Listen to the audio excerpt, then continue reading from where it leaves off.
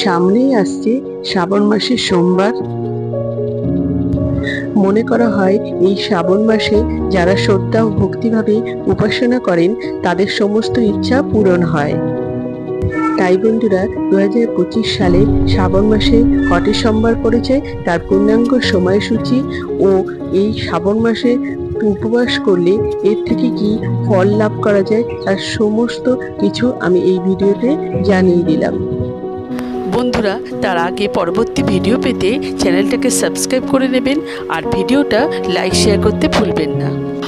আর কোনো কিছু তথ্য জানতে হলে কমেন্ট বক্স তো রইলই। 2025 সালে পঞ্জিকা অনুযায়ী শ্রাবণ মাসে প্রথম সোমবার পড়েছে ইংরেজির 21শে জুলাই 2025 সাল, বাংলার 4টা শ্রাবণ 1432 সাল। শ্রাবণ মাসে দ্বিতীয় সোমবার পড়েছে ইংরেজির 28শে জুলাই 2025 সাল, বাংলার 11ই শ্রাবণ 1432 সাল। শ্রাবণ মাসে তৃতীয় সোমবার পড়েছে ইংরেজির 4 অগস্ট 2025 সাল, বাংলার 18ই শ্রাবণ 1432 সাল। শ্রাবণ মাসে চতুর্থ সোমবার পড়েছে ইংরেজির 11ই আগস্ট 2025 সাল, বাংলার 25শে শ্রাবণ 1432 সাল।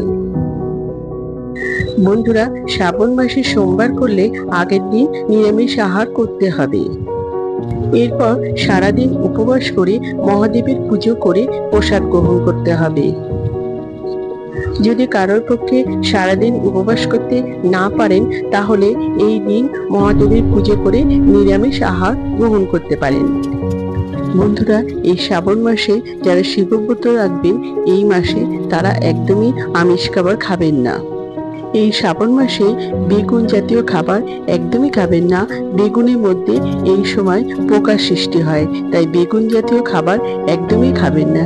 এতে শারীরিক মানসিক ক্ষতিগ্রস্ত হতে পারে।